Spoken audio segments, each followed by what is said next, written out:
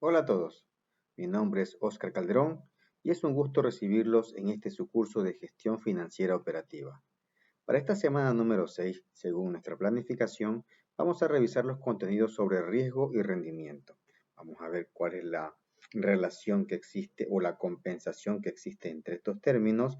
Vamos a utilizar el uso de distribuciones de probabilidad para medir el riesgo, cuáles son las actitudes de los inversionistas que tienen ante el riesgo inminente en el mercado, así como definir el rendimiento de un portafolio y la diversificación en términos de riesgo sistemático y no sistemático. Además, vamos a realizar ciertos cálculos utilizando el modelo de fijación de precios de activos de capital para poder medir las tasas de rendimiento requeridas por los inversionistas y los rendimientos y precios de las acciones, etc.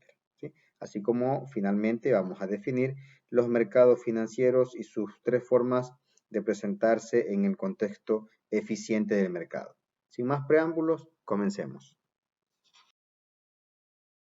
Primero, definición. Antes de entrar a la definición, hay que recordar que en el capítulo anterior de este curso analizamos de una forma breve el concepto de compensación que son impuestas por el mercado entre el riesgo y el rendimiento. ¿Sí? Aquí analizamos que a mayor riesgo de un valor, pues siempre va a haber un mayor rendimiento que está esperando ese inversionista. Así de sencillo. También analizamos el valor de un instrumento como el valor presente para el inversionista. Es decir, si hay valores futuros que se esperan recibir, pues bien, ¿cuál es el valor presente? De tal forma que yo pueda medir bajo una tasa de rendimiento requerida qué resultado es el más apropiado según el riesgo que está implícito en esa inversión. De tal forma que todos a estas alturas podemos estar reconociendo que al determinar el valor y elegir inversiones, siempre debe considerarse el riesgo. ¿Sí? Ya hablamos de la evaluación, lo cual es una medida para poder realizar una compensación entre el riesgo y el rendimiento, y esto forma parte, digamos, muy importante para maximizar la riqueza del accionista. Así que, entrando de lleno a lo que es la definición entre riesgo y rendimiento, el rendimiento es el ingreso recibido en una inversión más cualquier cambio en el precio de mercado. Generalmente esto se expresa como porcentaje del precio inicial de mercado de inversiones. ¿Ok? El otro concepto que vamos a analizar es el riesgo. ¿Y esto qué es? Bueno, es la variabilidad de los rendimientos con respecto a los esperados. Es decir, yo estoy tratando de pronosticar ciertos rendimientos, ciertos beneficios. Sin embargo, hay que también señalar que se pueden identificar o se pueden trabajar esos pronósticos sobre ciertos escenarios, escenarios que son optimistas, escenarios que son pesimistas, etcétera. Bien, entonces ya una vez que hemos definido de manera muy general el rendimiento y el riesgo, ahora pasemos a hacer una introducción a estos cálculos, al cálculo de, me refiero al riesgo en base al rendimiento que podría tener una determinada decisión de inversión. Continuemos. Para poder hacer ese cálculo, vamos a basarnos en lo que son las estadísticas, lo que ya se hago referencia a los conceptos ya revisados por ustedes, y vamos a utilizar el uso de las distribuciones de probabilidad para medir el riesgo. Bien, eso es lo que vamos a utilizar ahorita, como acabamos de mencionarlo, todos los valores, excepto aquellos que son libres de riesgo, ¿no? Recuerden que valores libres de riesgo son los que tienen un rendimiento garantizado y son emitidos básicamente por gobiernos de alto prestigio o, por ejemplo, que estén respaldados por los valores del Tesoro de Estados Unidos. Entonces, eso se le conoce como valores libres de riesgo. Sin embargo, el rendimiento que esperamos puede ser diferente en muchas otras acciones, es decir, puede ser diferente el rendimiento que realmente se percibe en cuanto a lo pronosticado, ¿sí? en los valores riesgosos, la tasa de rendimiento real se puede ver como una variable aleatoria sujeta a una distribución de probabilidad. Y aquí es donde yo ingreso o me encajo con el concepto de la distribución, insisto, conceptos ya manejados en la parte estadística, ¿sí? Entonces, por ejemplo, un inversionista cree que los rendimientos posibles en un año, si invierte en una acción ordinaria en particular, son los que él pronostica, él espera revisar, y digamos que eh, él no puede pensar de que lo pronosticado es realmente lo que va a recibir, ¿sí? Entonces, aquí ingresa otro concepto muy importante, el rendimiento esperado y la desviación estándar. ¿Por qué son únicamente dos conceptos que voy a manejar? Bueno, es porque la distribución o en la distribución de probabilidad puedo resumir todos estos cálculos justamente en esos dos parámetros de distribución, el rendimiento esperado y la desviación estándar, ¿sí? ¿El rendimiento esperado qué es? Bueno, es el promedio ponderado de los rendimientos posibles, donde las ponderaciones o pesos son las probabilidades de ocurrencia, son las probabilidades de que ese resultado se pueda dar, se pueda realmente recibir, ¿ok? Y la desviación estándar, en cambio, es una medida estadística, como ya lo había mencionado, de la variabilidad de una distribución alrededor de su media. Es decir, en términos matemáticos, es la raíz cuadrada de la varianza.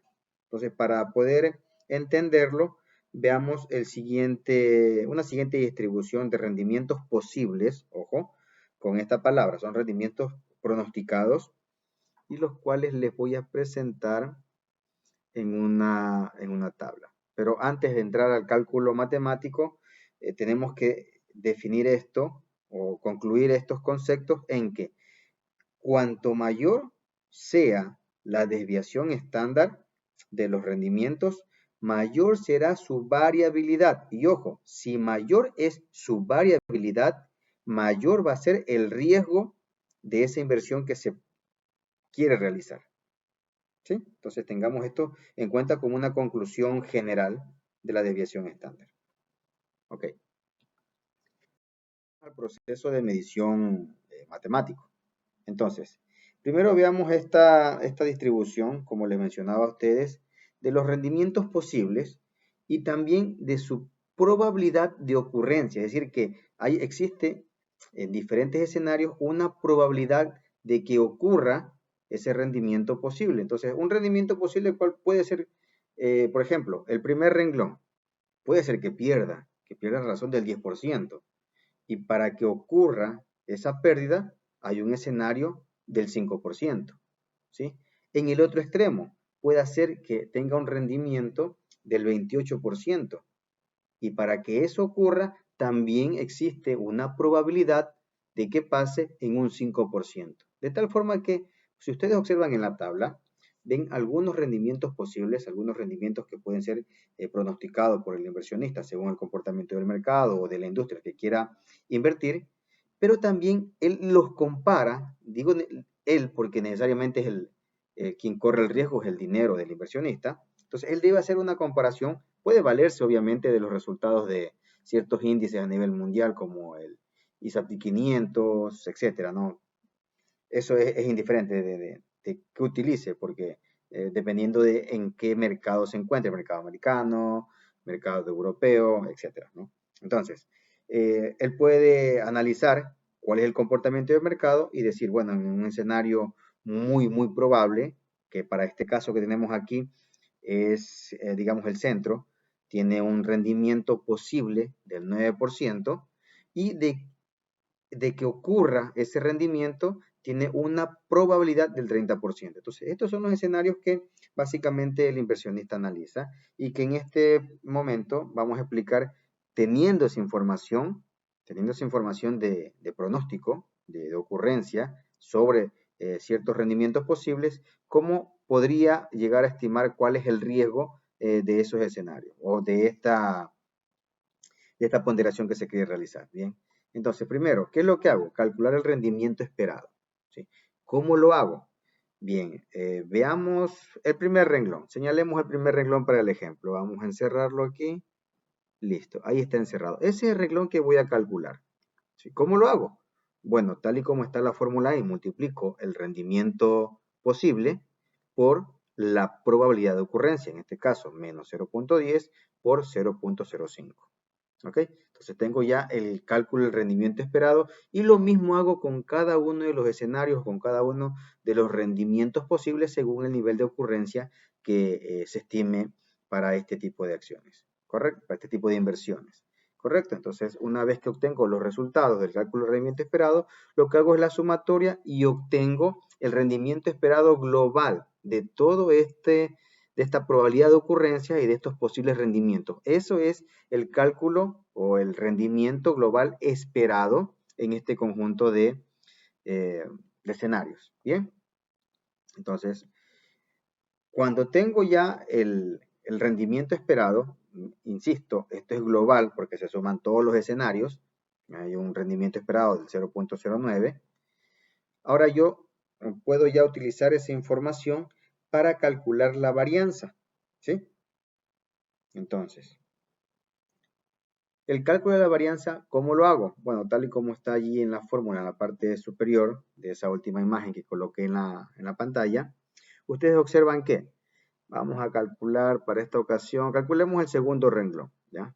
Entonces, el segundo renglón que tengo un rendimiento posible, lo encerré en una circunferencia de color azul, para que ustedes vean el origen de dónde se toma ese dato, menos 0.02, que en la última imagen del cálculo de la varianza está colocado, vamos a encerrarlo también del mismo color y con la misma circunferencia. Entonces, de allí proviene o de allí se origina ese valor de menos 0.02. ¿Ok? Recuerden, estoy haciendo el ejemplo con el segundo renglón. Este ejemplo se debe realizar con cada uno de los escenarios y las probabilidades de ocurrencia. Segundo, está el tema del cálculo de rendimiento. ¿De dónde viene? Es el que acabo de calcular.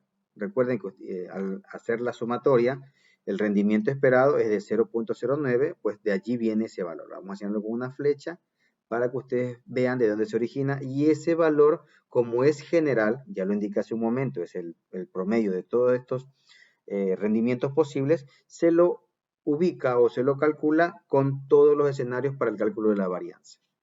¿Sí? Eso se eleva al cuadrado y luego ese resultado se multiplica por la probabilidad de ocurrencia. En este caso, se origina de la primera imagen, probabilidad de ocurrencia, el segundo valor que lo encerré también en una circunferencia azul, y se coloca en el cálculo de la varianza. Vamos también a encerrarlo aquí con el mismo tono y la misma circunferencia. Entonces, ya ahí tienen los valores de donde se originan. Su proceso de cálculo matemático es el que ustedes pueden realizar de manera sencilla. Una vez que tengan los resultados, hacen la sumatoria y, ojo, tienen allí un resultado, pero ese no es el resultado inicial, esa es la varianza. Pero yo, ¿qué necesito encontrar? Necesito encontrar la desviación estándar. ¿Por qué? Porque recuerden la conclusión de la lámina anterior, que decía, cuanto mayor sea la desviación estándar de los rendimientos, mayor será su variabilidad y por lo tanto mayor será el riesgo de la inversión. ¿Ok? Entonces, ¿qué tengo que hacer yo? A esa varianza tengo que calcularlo y despejar la desviación estándar. Lo que puedo hacer es, como está en una raíz cuadrada, porque la desviación estándar está elevado al cuadrado, entonces lo que puedo hacer es multiplicarlo por 0.5 y ese valor ya obtener la desviación estándar, tal y como lo muestro ahí en pantalla. Bien, ese es un proceso, ¿no? Ustedes lo pueden hacer en la calculadora científica o en el Excel, como ustedes deseen. El proceso matemático ya es de libre elección. Y lo que me interesa es obtener esto, la desviación estándar. Para este escenario de rendimientos posibles, junto con la probabilidad de ocurrencia que se ha estimado para digamos, esta industria, este índice donde se quiere invertir, es de 0.0838. ¿Sí? Entonces, el resultado me indica que si matemáticamente la desviación estándar me indica que el valor es de 8.38, esa distribución del 8.38% me indica cuál es la relación de riesgo que yo tengo entre la posibilidad de que ocurra y el rendimiento posible. Entonces yo tengo un riesgo del 8.38% según el resultado que hemos calculado en este momento. Hasta aquí con la primera parte. Bien, continuemos. Coeficiente de variación. Muchas veces la desviación estándar, es decir, la desviación que acabamos de calcular en la lámina anterior, puede ser un poco engañosa a priori, ¿sí? Porque no se puede comparar el riesgo o la incertidumbre que rodea a todo el grupo de alternativas que tenía en la imagen anterior, porque muchas veces su tamaño, su valor difiere, es decir, varía, cambia. Entonces, hay que analizar mediante un ejemplo de qué otra forma yo puedo, digamos, quitar o minimizar esa incertidumbre de hacer un mal cálculo en cuanto al riesgo de realizar una inversión. Por lo tanto, consideremos el siguiente ejemplo. Hay dos oportunidades de inversión. Oportunidad A y oportunidad de inversión B. ¿Ok? Ahí lo que hice fue colocar el concepto del coeficiente de variación, que es la razón entre la desviación estándar de una distribución y la media de esa distribución. Pero lo más sencillo es explicarlo mediante la práctica. Entonces les decía a ustedes, hay dos opciones de inversión A e inversión B. La inversión A tiene un rendimiento esperado del 0.08 y una desviación estándar de 0.06, mientras que la inversión B tiene un rendimiento esperado de 0.24 y una desviación estándar de 0.08. Entonces, a priori, solamente con esos resultados, podríamos concluir que, como observamos que la desviación estándar de B es mayor que la de A, entonces la inversión B es la inversión más riesgosa. Con lo que hemos aprendido hasta el momento, sí, esa es la lógica de la conclusión que acabo de mencionar, ¿no? Entonces, eh, la desviación estándar debe ser corroborada. Con la desviación estándar como medida de riesgo, tendríamos que concluir simplemente que la inversión B es la más riesgosa. Así de sencillo. Sin embargo, la inversión A, como le mencionaba hace un momento sobre la incertidumbre que rodea las alternativas, varía según el tamaño de estas. La inversión A tiene una mayor variación en relación con el tamaño del rendimiento esperado. Fíjense, 8% a 24%. ¿Ok? Esto es como reconocer que una desviación estándar de 10.000 del ingreso anual de un multimillonario es en realidad menos significativa que una desviación estándar de 8.000 en el ingreso anual de cualquier otra persona. Entonces, necesariamente debo tomar en cuenta el tamaño del rendimiento o la escala, no sé, de lo que estamos analizando como inversión, el problema que se nos presenta al momento de invertir. Entonces, la desviación estándar, para poder despejar esa duda que tenemos, se puede dividir entre el rendimiento esperado para calcular qué cosa, lo que está en pantalla, el coeficiente de variación. ¿Correcto? De tal forma que, si yo el coeficiente de variación, ya les mencioné el concepto, ¿no? Igual es una medida de riesgo relativo, lo que hago es dividir la desviación estándar entre el rendimiento esperado y tengo que la inversión A tiene un coeficiente de variación de 0.75. ¿Sí? Y veo que la inversión B tiene un coeficiente de variación de 0.33. Entonces, recordando los conceptos. El coeficiente de variación dijimos que es una medida de dispersión, o sea, de riesgo, ¿no?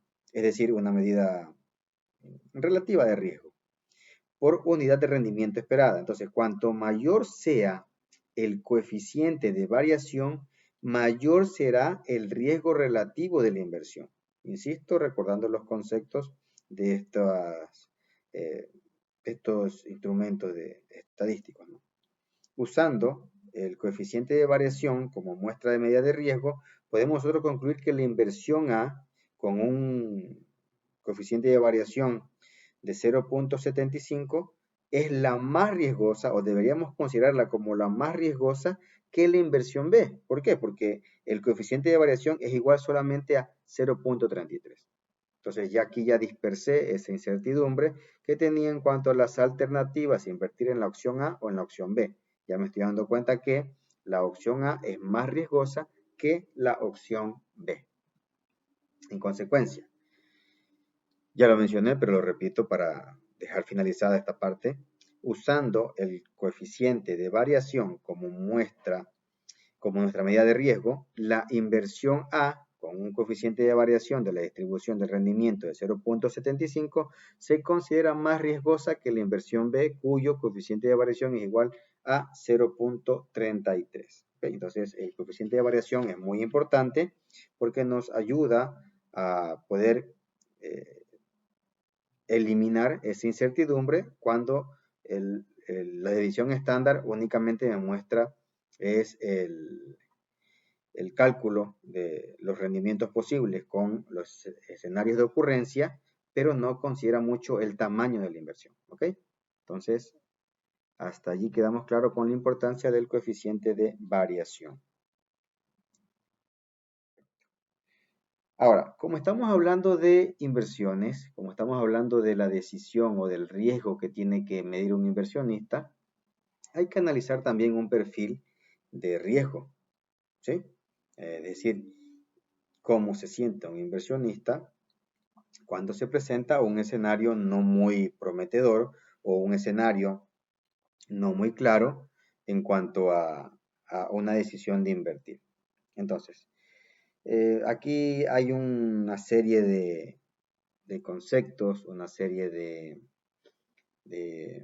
reglas que inclusive se llega a nombrar en los juegos de azar o en los juegos de probabilidades, ¿no? Por ejemplo, hay algún tipo de concurso, que muchas veces lo vi en televisión, en donde el conductor del concurso ofrece a los participantes varias opciones, digamos dos o tres opciones. Entonces, ¿qué dice?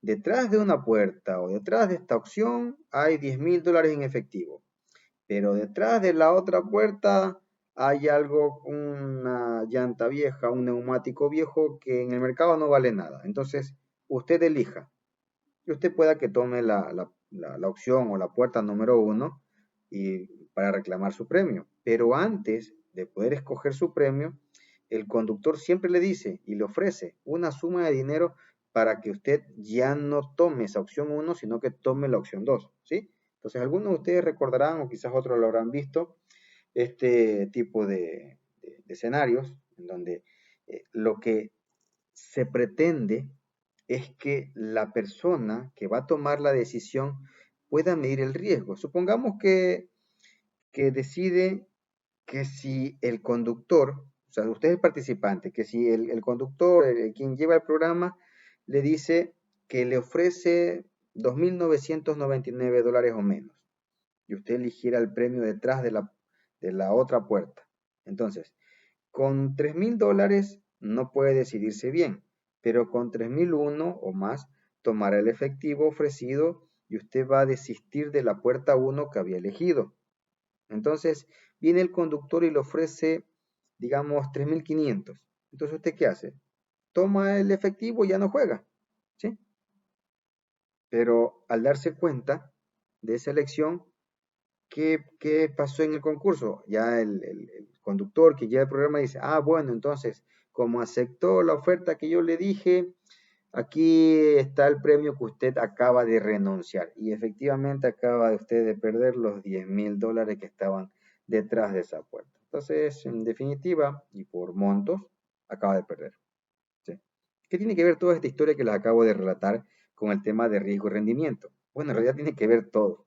¿Por qué? Porque les acabo de relatar o de ilustrar el hecho de que el inversionista promedio es adverso al riesgo. ¿Sí? Eh, Insisto, el por qué.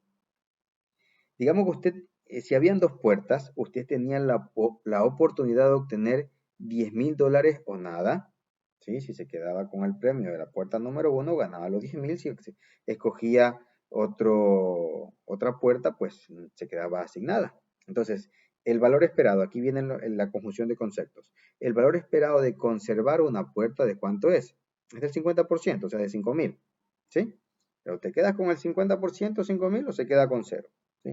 En el ejemplo que yo les mencionaba, usted pudo evidenciar que era indiferente entre el rendimiento esperado de 5,000, porque es un riesgo incierto, y un rendimiento seguro de $3,000. En otras palabras, esta cantidad es cierta o sin ningún riesgo, que eran los 3,500 que le acabó de ofrecer el conductor, es su equivalente a una decisión con certidumbre. ¿Qué significa equivalente de una decisión con certidumbre? Significa que es la cantidad de dinero que alguien requiere de manera certera, o como dice la palabra, con certidumbre, en un momento para sentirse indiferente entre esa cantidad cierta y una cantidad esperada que, bueno, espera recibir con riesgo en ese mismo momento. Así de sencillo. Entonces sería sorprendente que su equivalente con certidumbre en esta situación fuera exactamente $3,000, o 3,500, que es lo que acaba de darle en el ejemplo el conductor, ¿no? Entonces tal vez sea menor que 5,000, pero al menos le da una certidumbre. Y aquí viene a empatarse el tema de la adversión al riesgo, que, ojo, por concepto, no había olvidado mencionarlo, la adversión al riesgo es el término que se aplica al inversionista que demanda un rendimiento esperado un poco más alto si es que el riesgo es más alto, ¿sí? Si el riesgo no es tan alto, pues obviamente el inversionista va a demandar un rendimiento no tan alto. Pero si el riesgo va aumentando de nivel, el inversionista también va a requerir que el rendimiento vaya aumentando de la misma forma, es decir, gradualmente o de una forma distinta, pero que sea mayor al que estuviera dispuesto a correr como riesgo en una inversión no tan riesgosa. Entonces, podríamos definir esta versión al riesgo en tres tipos.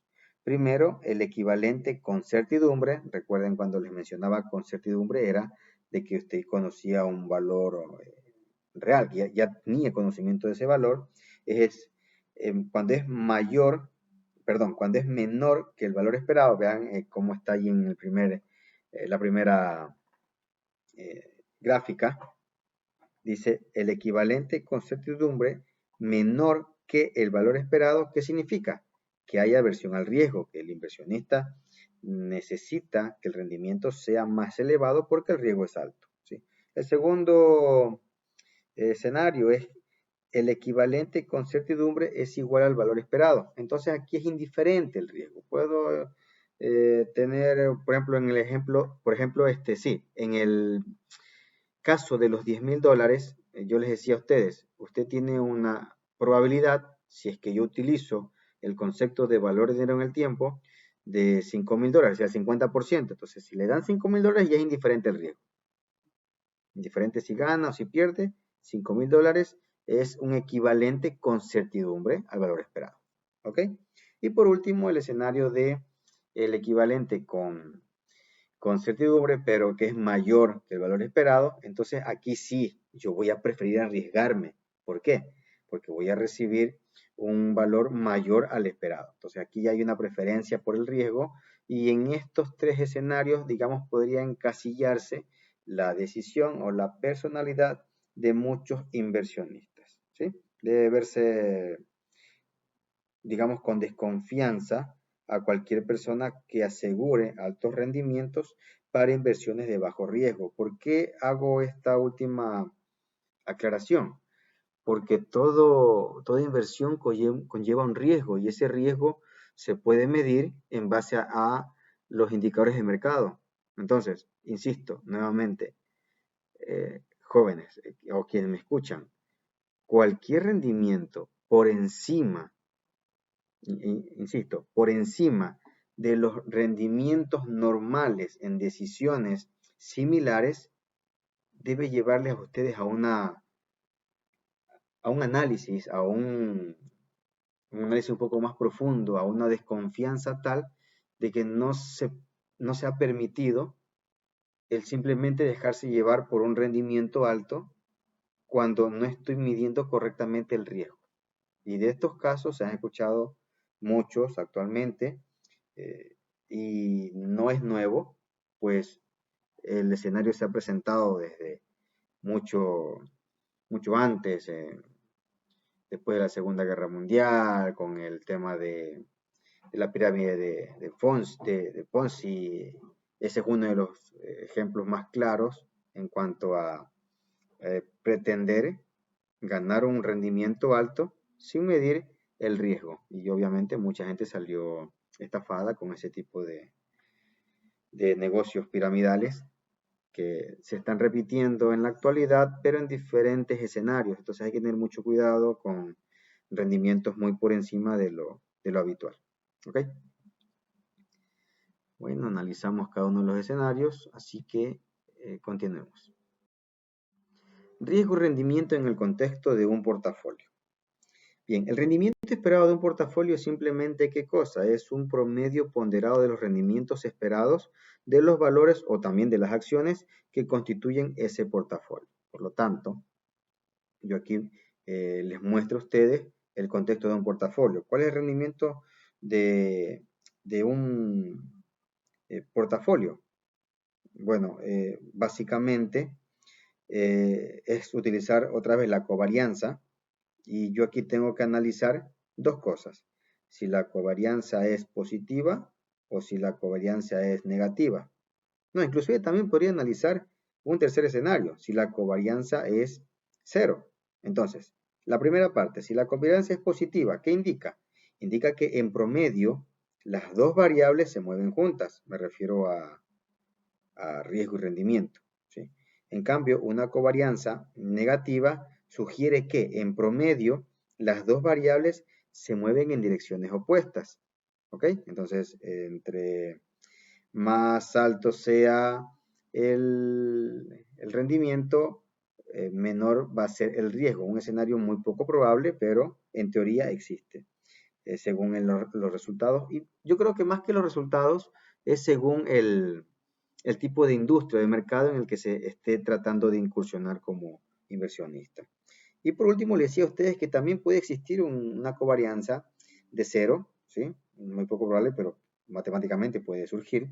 Y esta va a significar que las dos variables no muestran una tendencia a variar juntas de manera lineal, que no va a ser ni positiva ni negativa, ¿sí? La covarianza en los rendimientos sobre los valores complica mucho el cálculo de la desviación estándar de un portafolio. Entonces, el rendimiento de un portafolio, repito, es el promedio ponderado de los rendimientos esperados de los valores o acciones que constituyen ese portafolio. Aquí hay un concepto eh, bastante ligado a la diversificación, pero lo voy a mencionar en orden, ¿no?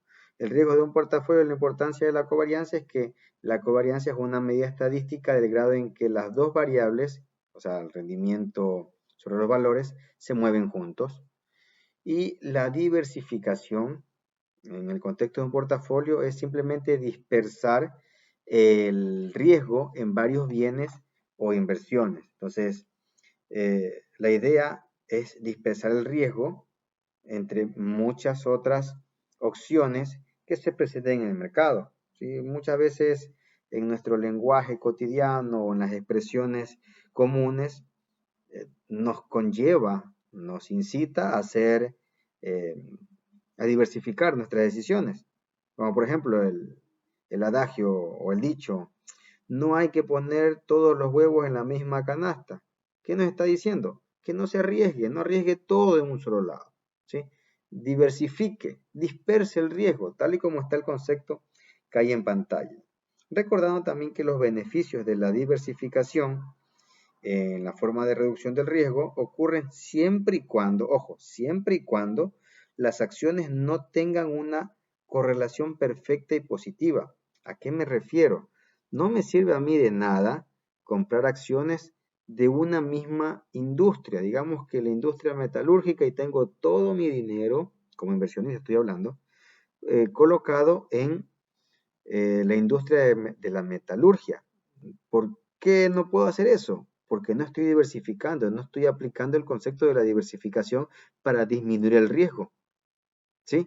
Para que esto funcione, me refiero al tema de la diversificación y que pueda disminuir el riesgo, ¿qué tengo que hacer? Pues obviamente colocar los recursos, colocar el dinero en diferentes tipos de industria.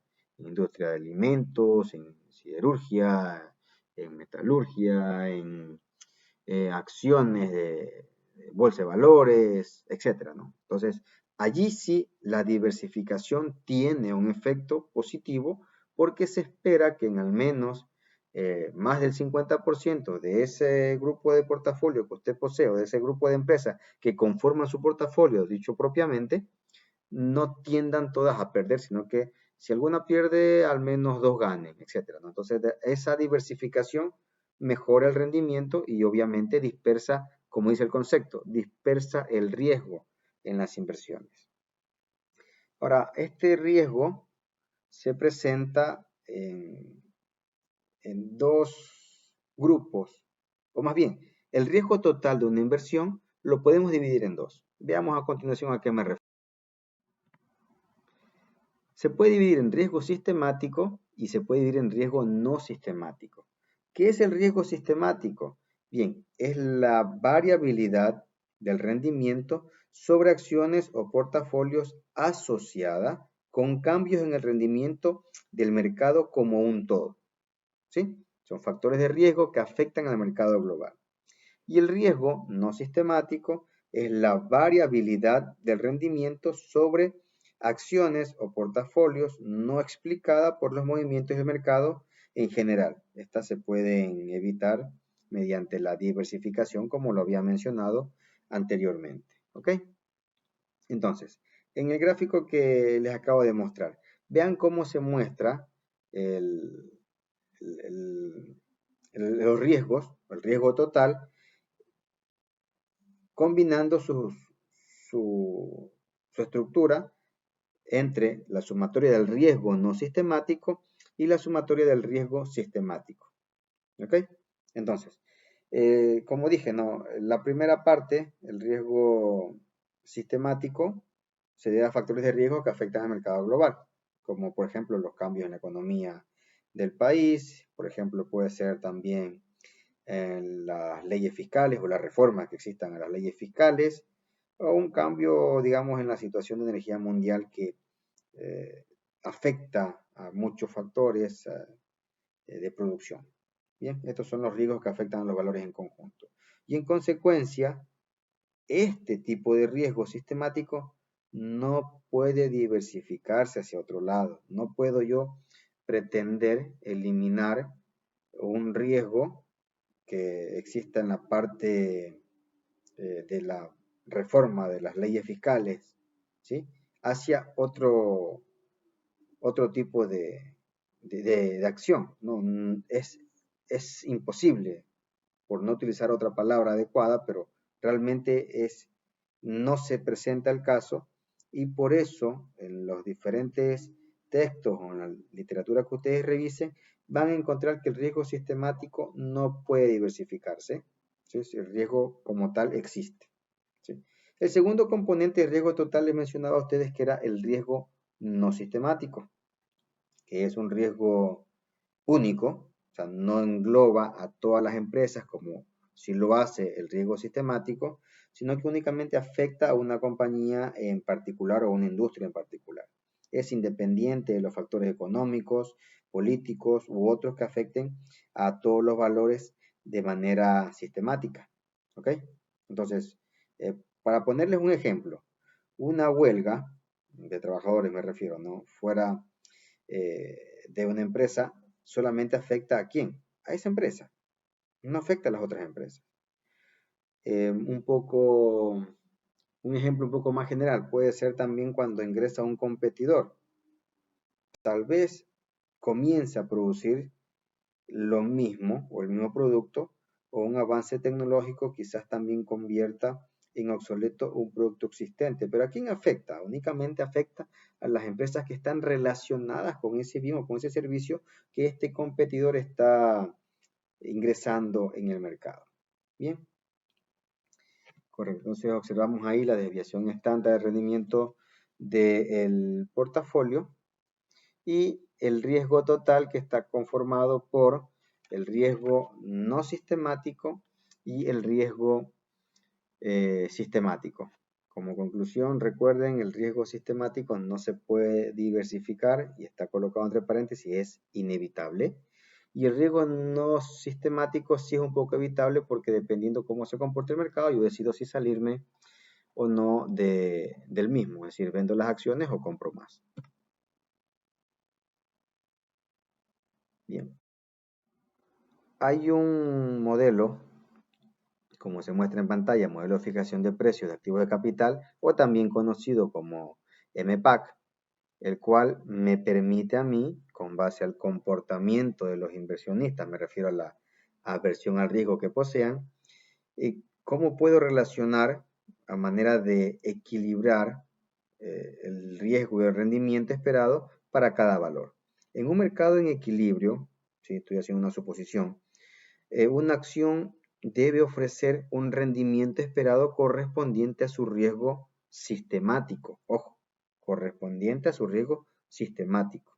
El riesgo que no se puede evitar con la diversificación. Entonces, cuanto mayor sea el riesgo sistemático de una acción, mayor será el rendimiento que los inversionistas esperan de esa acción. Eso ya lo mencioné al principio, pero en este modelo de fijación de precios se vuelve a retomar, puesto que la relación entre el rendimiento esperado y el riesgo sistemático y la evaluación de las acciones que siguen es la esencia de este modelo de fijación de precios de activos de capital.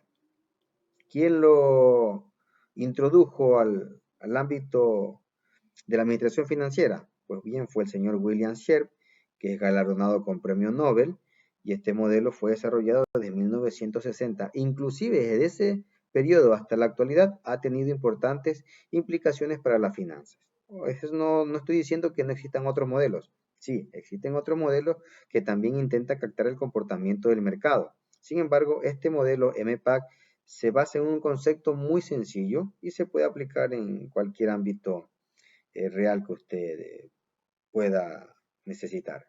Igual que cualquier modelo, este es una simplificación de la realidad, eso es algo lógico para poder utilizarlo, ¿no? Entonces tengo que hacer es reducir una realidad para poder entender cómo se comporta en su totalidad. Sin embargo, a pesar de que es una simplificación, nos permite obtener ciertas inferencias acerca del riesgo y el tamaño de, del riesgo o de la prima del riesgo necesaria para compensar el hecho de me atrevo o no como inversionista a realizar esa inversión, a correr el riesgo. ¿Ok? Bien, entonces, hay dos tipos de oportunidades de inversión que vamos a analizar. La primera es una acción sin riesgo, eso ya les había mencionado. El rendimiento es conocido, o sea, se conoce. Con frecuencia se usa la tasa para un corto y mediano plazo, más no para largo plazo, y están basados en los valores del Tesoro de Estados Unidos como sustituto de la tasa sin riesgo, ¿sí? Pero la segunda eh, oportunidad son las de portafolio de mercado, digamos de las acciones ordinarias. Está representado por todas las acciones ordinarias disponibles y se ponderan según sus precios de mercado agregados totales. Como el portafolio de mercado es algo difícil de manejar, ¿por qué? Porque hay demasiadas variables, hay mucha incertidumbre, hay mucha información en el mercado que no se maneja en el mismo momento. Es decir, quienes tienen una información privilegiada en el mercado pueden usar o hacer uso de ella y hacerse millonarios o mejorar su situación, y eso lo van a hacer hasta cuándo, hasta cuando el mercado ya entregue la información para todos los participantes y ya eso no tenga un efecto muy significativo en cuanto a las riquezas de cada inversionista. Entonces, por eso le digo que el portafolio de mercado es algo difícil de manejar y la mayoría de inversionistas lo que usan son sustitutos, como por ejemplo les mencioné el índice de S&P 500, que es un índice de mucha información, es decir, de base amplia, de valor ponderado del mercado y refleja el desempeño, como dice el nombre, de 500 acciones ordinarias que son las más relevantes, las más importantes en este mercado, ¿sí? Como el inversionista no puede tener mayor diversificación que el portafolio de mercado, entonces eso representa el límite que se puede lograr en la diversificación. De esta forma, todo el riesgo asociado con el portafolio de mercado es básicamente sistemático, es decir, es inevitable. Bien. La recta característica que forma parte del modelo de fijación de precios, por concepto, es aquella que describe la relación entre el rendimiento de un valor individual y los rendimientos del portafolio del mercado. Entonces, esta recta característica necesita ser acompañada de una beta. ¿Por qué? Porque es la que va a determinar su pendiente positiva o negativa, pero hablemos por parte. Primero, la recta característica. Ya les mencioné el concepto, el rendimiento excedente es simplemente el rendimiento esperado menos la tasa de rendimiento libre de riesgo. Entonces, fíjense en la figura. La figura que está allí muestra un ejemplo de una comparación de los rendimientos excedentes esperados para una acción específica con los del portafolio de mercado. Entonces, la línea que está en el centro, ya dije que era rendimiento excedente, sí, que es la recta característica, esa línea que está allí describe la relación esperada entre los rendimientos excedentes de una acción específica y los rendimientos excedentes para el portafolio de mercado. ¿Ok? Pero les mencionaba a ustedes que esta recta característica está acompañada de una beta. ¿Por qué? Porque es la que determina su pendiente, su grado de ángulo, etc., ¿no? Por concepto, la beta, ¿qué es? Es un índice de riesgo sistemático. ¿Y qué es lo que hace? Pues mide la sensibilidad del rendimiento de una acción a los cambios en los rendimientos del portafolio del mercado.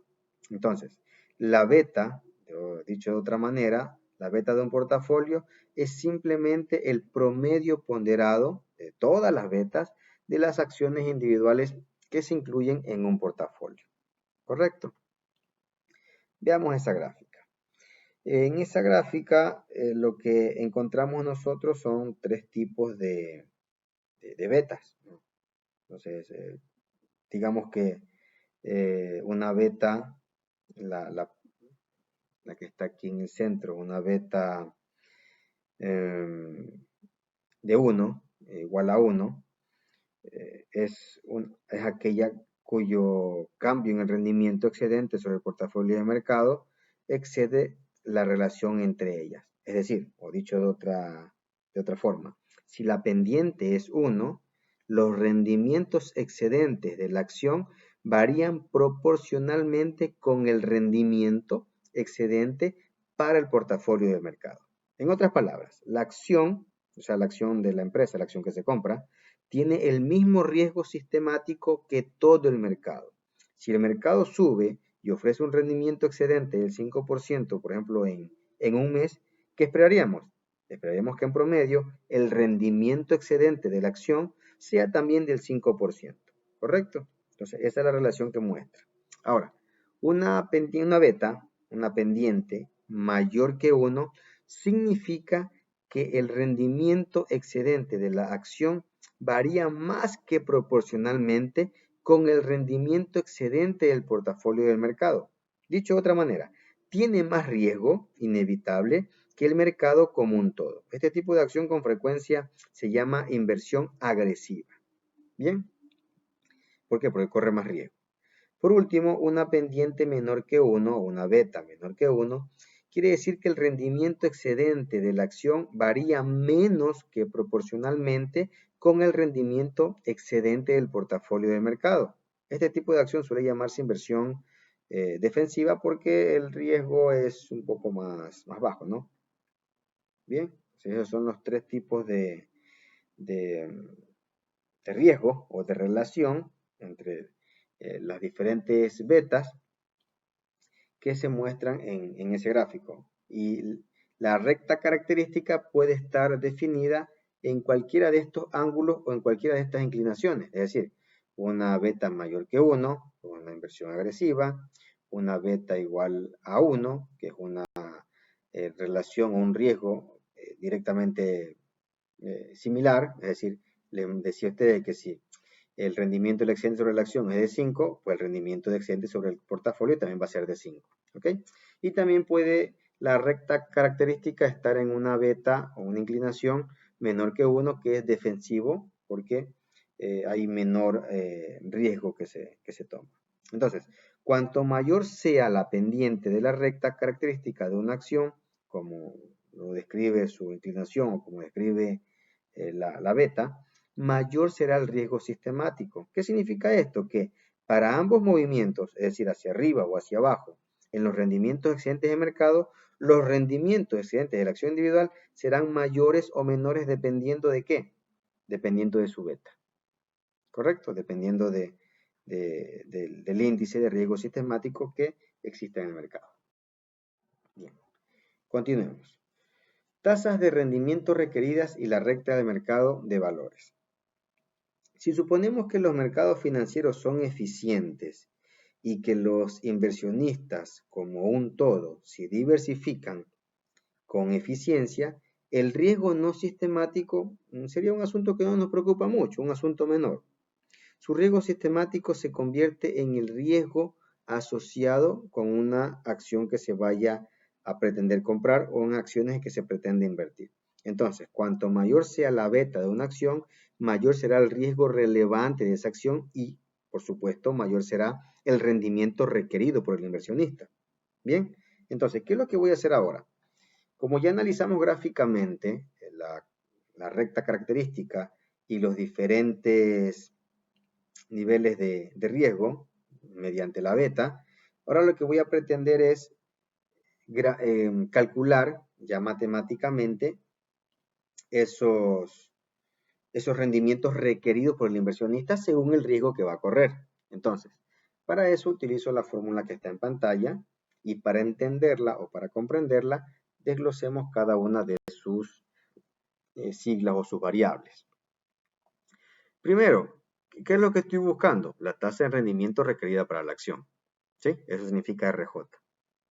Es el rendimiento que el inversionista requiere para poder invertir o no en una determinada inversión o la compra de una acción.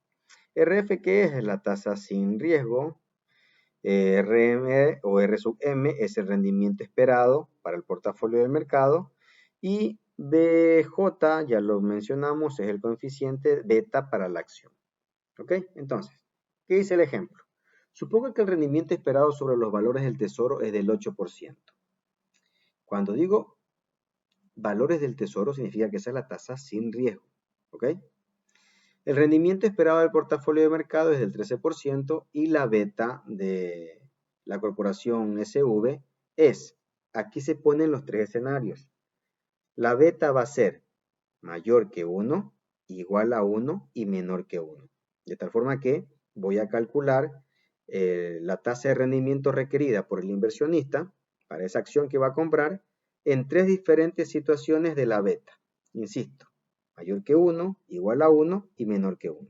Entonces, apliquemos el primer escenario. Cuando la beta es mayor que 1. Entonces, la beta va a ser 1.3.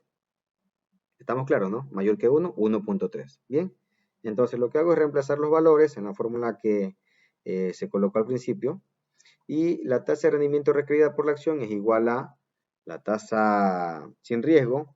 Vean que dice el enunciado, valores del tesoro el 8%, eso es la tasa sin riesgo.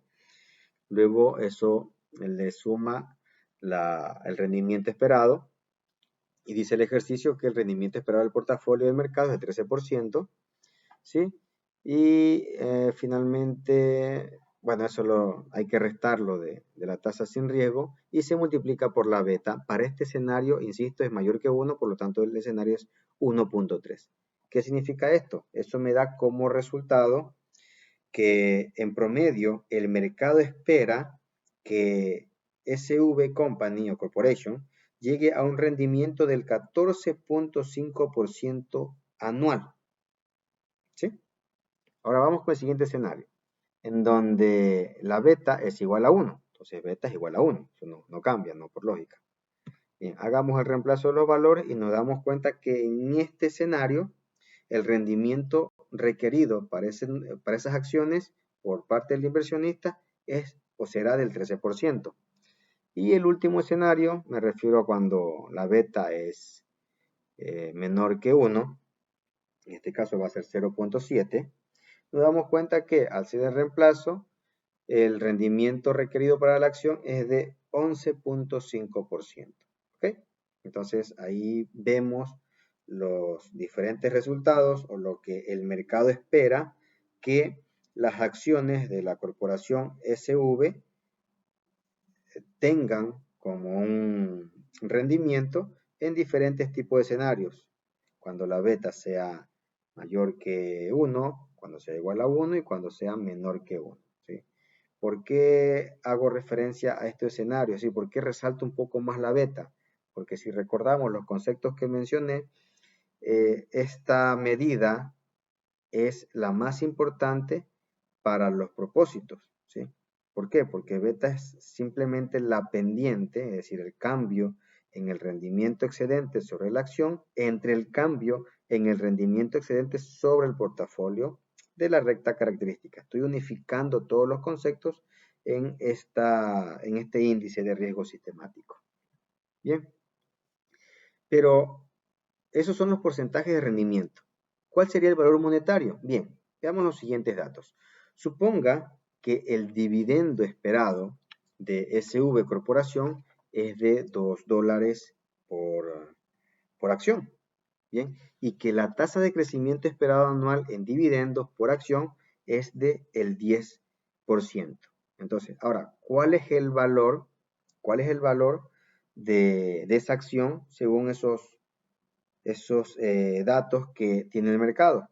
Bien, para esto ocupo la siguiente fórmula que ya la hemos revisado, tiene relación con lo que ya hemos conversado, y es que el valor actual va a ser igual al dividendo entre la tasa de rendimiento requerida, que es la que acabamos de calcular en diferentes escenarios, menos la tasa de crecimiento futuro anual, que en este caso es la letra G. Bien, entonces lo que hago es reemplazar según los datos que me da el ejercicio y reemplazo, ¿no? El dividendo, ¿cuánto es? $2 por acción. La tasa de, crecimiento, 0.10, y la tasa de rendimiento requerida es de 14.5%. ¿Sí? ¿De dónde están esos valores? Pues bien, vamos a señalarlos. $2, aquí está en el ejercicio, $2 por acción. ¿Por qué hago esto? Para que ustedes vean de dónde se originan o de dónde provienen estos valores que estoy reemplazando en la fórmula para calcular el valor monetario de una acción. La tasa de rendimiento requerida, estoy ocupando la tasa del primer escenario cuando beta es mayor que 1, cuyo resultado fue 14.5%. Y finalmente el crecimiento de la tasa, el crecimiento esperado es del 10% que lo menciona el ejercicio. Eso me da como resultado que el precio de equilibrio de la acción es de 44,44 centavos. Bien. Mercados financieros. Es el último tema de este capítulo y se nombra porque es muy importante recordar que la información que está en el mercado, en este caso el mercado financiero, tiende a que se otorgue más bien de manera eficiente para que las fuerzas de oferta y demanda que existen no perjudiquen o no favorezcan a ciertos grupos de manera continua. ¿Por qué digo de manera continua? Porque inicialmente, y ya lo mencioné, el conocer información importante, relevante, imprescindible en el mercado antes que los demás, a usted le permite tomar decisiones más eficientes que los demás. Por lo tanto, va a hacer uso y va a tener resultados mejores que el resto de personas que no tienen esa información. Pero el mercado de por sí, el mercado eh, de manera lógica, hace que esa información que ahora usted conoce y que usted únicamente domina, poco a poco esté en conocimiento de todos los participantes del mercado, de tal forma que la información se vuelve pública, se vuelve disponible y ahí sí el mercado nuevamente recupera su equilibrio y recupera su eficiencia como tal. Bien, entonces, tenemos tres tipos de eficiencia o tres formas de eficiencia de un mercado. Eficiencia de forma débil, de forma semifuerte y eficiencia de forma fuerte. ¿A qué se refiere la eficiencia de forma débil? Son los precios actuales, o más bien los precios actuales reflejan, la información de los precios actuales reflejan por completo la secuencia histórica de los precios. Es decir, en resumen, conocer los patrones de precios pasados no ayudará a mejorar el pronóstico de los precios futuros, ¿sí? Por eso es una eficiencia de forma débil. No me sirve de nada la información que ya ha ocurrido antes. Bien, la eficiencia de forma semifuerte. Aquí los precios actuales reflejan por completo toda la información disponible públicamente, incluyendo reportes anuales y nuevos artículos, ¿sí?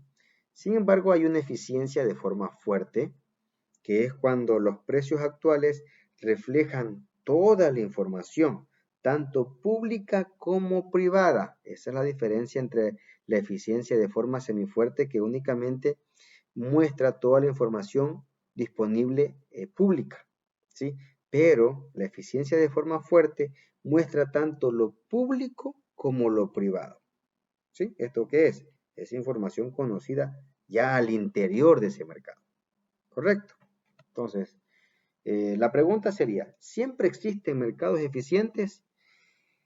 Bueno, aquí alguien puede revisar o si lo ha leído recordar los desplomes que ha tenido los mercados bursátiles, la bolsa de valores, el mercado de hipotecas, ¿sí? Entonces todas esas crisis económicas que existieron nos hacen pensar de que no siempre los mercados son eficientes. Y como les pongo en el concepto, aunque se pretenda el que el mercado de eficiencia en los mercados financieros nos fundamente una buena parte de lo que queremos del mercado, o sea, que queremos siempre que sea eficiente, de que todos tengan las opciones de ganar o todos sientan una crisis, no para que terminen en quiebra, sino de la manera de proteger el mercado como un todo,